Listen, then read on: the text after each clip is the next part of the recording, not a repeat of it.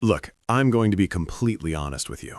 When they assigned me to document the arrival of the human diplomatic party on station Crail 9, I thought it would be the most boring 3 cycles of my life. Fill out forms, record pleasantries, watch a bunch of soft-skinned bipads shuffle around looking confused by our gravity settings. Standard procedure for a low-ranking Victorian intelligence officer with exactly 0 commendations and a drinking problem I swear I have under control.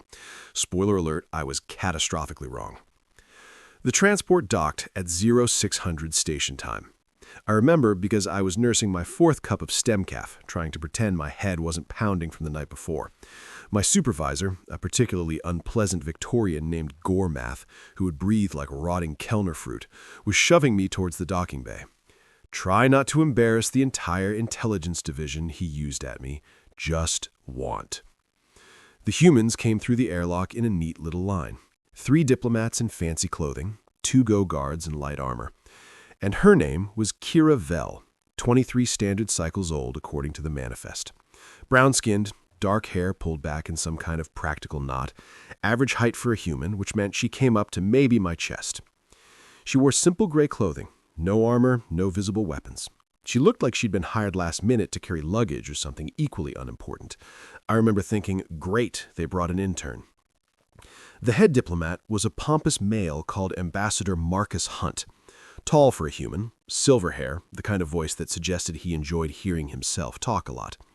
They immediately started glad-handing Commander Reel, our station overseer, spouting diplomatic nonsense about friendship between species and mutual cooperation. Standard stuff. I was already mentally composing my report. Day 1, nothing happened.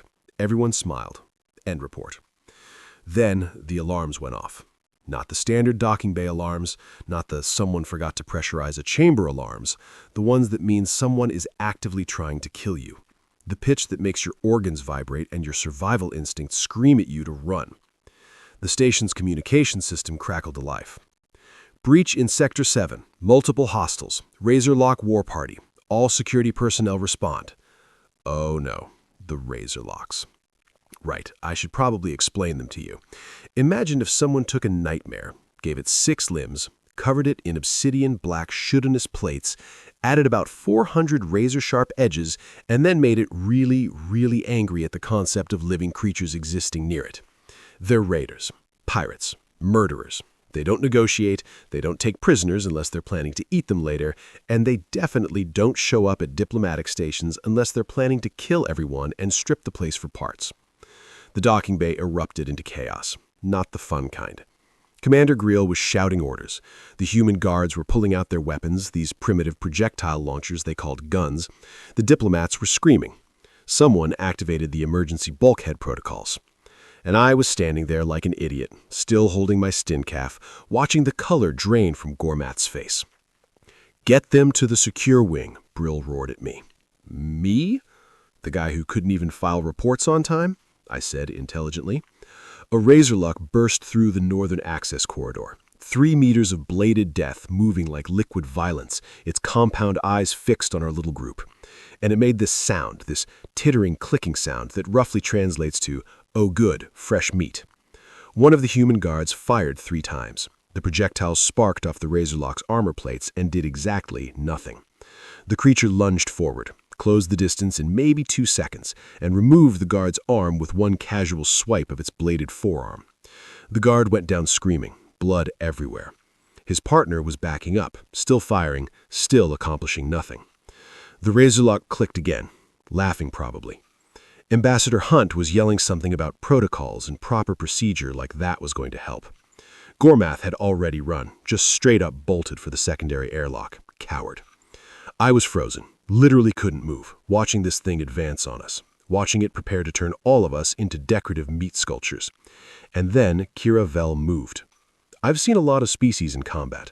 Dexorlians use plasma weapons and tactical shields. The Crandall prefer heavy artillery and overwhelming force. The Silicate Collective just sort of absorbs things.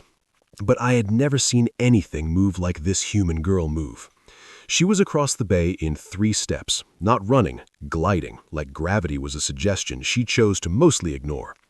The wounded guard's weapon was on the floor, and she scooped it up without breaking stride, checked something on its side, One fluid motion, maybe a second total. And then she was inside the Razorlock's reach, which is, let me be clear, exactly where you don't want to be. The Razorlock swiped at her, those bladed arms moving fast enough to whistle through the air. She ducked under the first strike, slid left to avoid the second. The third one should have caught her across the ribs, should have opened her up like a ration pack. But somehow she was turning impossibly fast, and the blade passed centimeters from her skin. She jammed the weapon up under the Razorlock's chin, right where the armor plates meet the softer neck tissue, and fired 6 times. The creature's head snapped back. Green Xers spread across the docking bay floor. It staggered, tried to bring its arms around for another strike, failed. Clat. Dead. Just like that. Maybe 5 seconds total from movement to corpse. The bay went silent, except for the alarms and the wounded guards moaning. Kira stood over the body, chest heaving, weapon still raised. Then she looked at me, direct eye contact. And I swear there was something in those eyes that made every prey instinct in my body light up like a festival display. "More coming?" she asked. Her voice was calm level, like she just asked about the weather. "Probably. They travel in packs, usually 6 to 10 individuals per raid group." She nodded once, checked the weapon again. "This thing holds 30 rounds, probably 5 or 6 shots per kill if I'm precise. Need to find more ammunition." "You're going to fight them?" Ambassador Hunt spired. "Miss Valier, our contract specifies administrative duties only. This is highly irregular." She looked at him, just looked, and he stopped talking immediately. "Get them to your secure wing," she said to me. "I'll buy you time." "You can't fight a Razorlock war party alone," I said, because I'm an idiot. "That's suicide." The corner of her mouth twitched, almost a smile. "Probably." Another alarm. Closer. The emergency bulkhead 3/4 over was showing breach warnings on my wrist display. They were cutting through. "Go," Kira said. I went. Getting the diplomatic party to the secure wing was a nightmare of running through corridors, arguing with panic station personnel, and listening to Ambassador Hunt complain about proper evacuation procedures. The wounded guard needed medical attention. The other guard, a tough-looking woman named Torres, kept her weapon ready and didn't say much. We made it to the secure wing just as the main station defense grid started firing. I could hear the plasma cannons through the walls. Boom, boom, boom. The steady rhythm of automated defense systems trying to keep the Razorlocks out. Commander Varel was already there, coordinating the defense from the command center. Screens everywhere showing different sectors of the station. Red indicators spreading like a disease. The Razorlocks had breached in 7 different locations. Professional work. This wasn't a random rain. This was plan. "Where's the rest of the human party?" Varel demanded. I said again, really eloquent. "There was one more, Kira. She stayed behind." The Varel said, "Oh, what?" "She killed a Razorlock in the docking bay, then told us to run." Varel's face, which normally was a pleasant shade of blue, turned kind of purple. "One human against a Razorlock war party.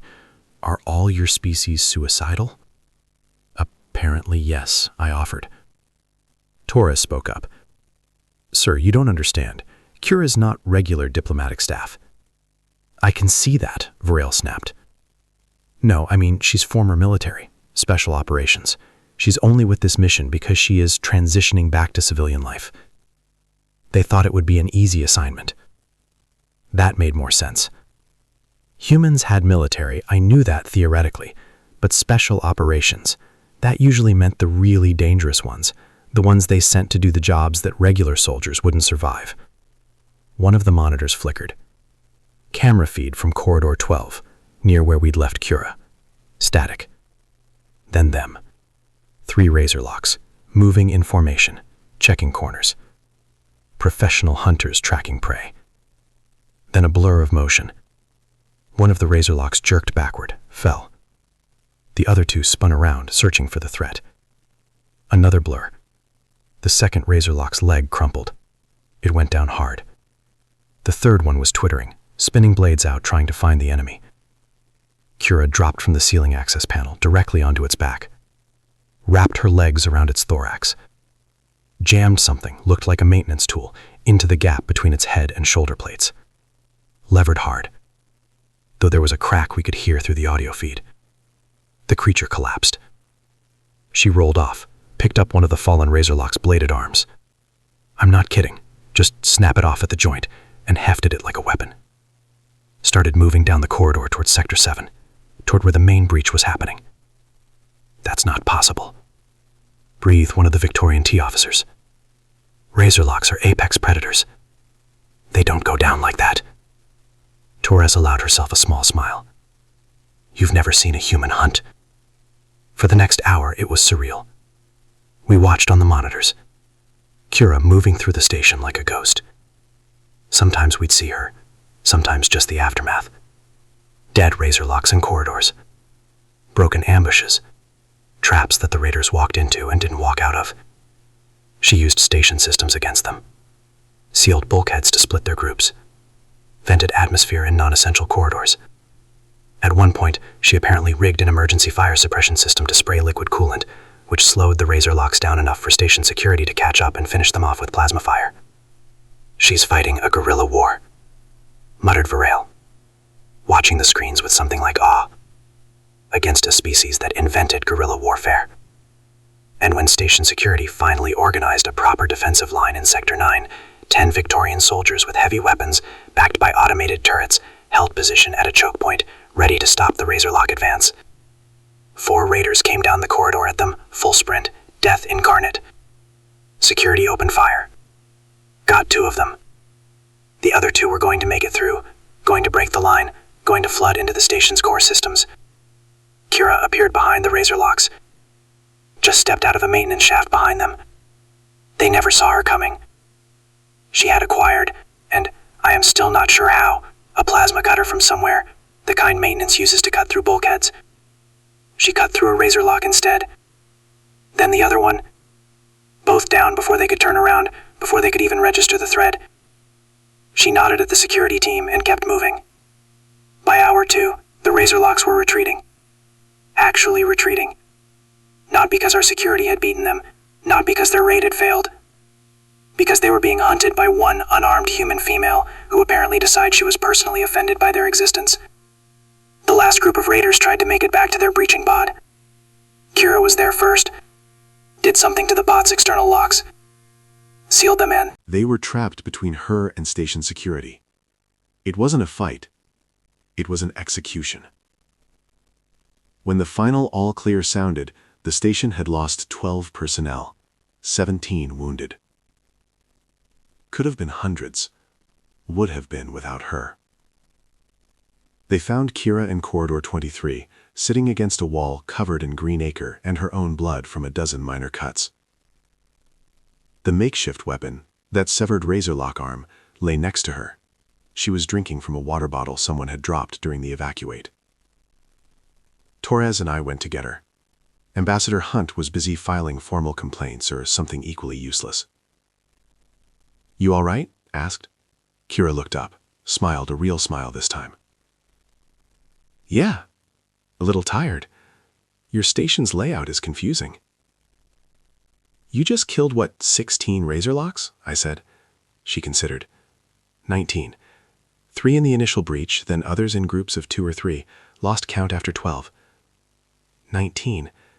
She'd killed 19 Razorlocks in 2 hours by herself. "That's insane," I said. "Nah." She took another drink. "Insane would be fighting them fair. I cheated the whole time, used every advantage I could find." "There's going to be a formal recognition ceremony," Torres said. "Command wants to present you with a station honor or something." Kira groaned. "Can I skip it? Those things are always boring." By nightfall station time, everyone knew. The story spread through Crail 9 like a virus, exaggerated with every telling, but somehow never quite matching how terrifying the actual truth was. The human who single-handedly stopped a Razorlock raid, who hunted the hunter. Someone in security started calling her Death Whisper because she'd moved through the station like a ghost, silent, lethal. There one moment and gone the next, leaving only corpses in her way.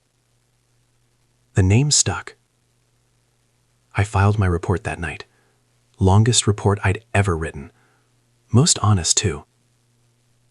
Gormath read it, turned that unhealthy purple color again, and forwarded it up the chain of command without comment. Ambassador Hunt lodged a formal complaint about unauthorized use of violence and deviation from diplomatic protocols. Nobody cared. He shut up when Commander Reel pointed out that Kira had saved his life multiple times by killing the things actively trying to murder him. I found Kira later in the station's observation deck. She was looking out at the stars, just standing there. Peace. "They're calling you Death Whisper," I said. She snorted. "That's dramatic. You earned it." "I did my job, kept people safe, that's all." I stood next to her, looked out at the same stars. "Why did you stay behind? You could have evacuated with us. Would have been safer." She was quiet for a long moment. Then, "Because someone had to. And I knew how your people are." "Too terrifying?" I said. She laughed. "Full and genuine." "Yeah. Sometimes we are. But only when we need to be." That's when I understood something. Humans are predators, like actual apex predators. They evolved hunting other creatures on a death world, but they're not mindless about it. They choose when to hunt, when to be dangerous, when to become. And that choice, that makes them more dangerous than any Razorlock could ever be.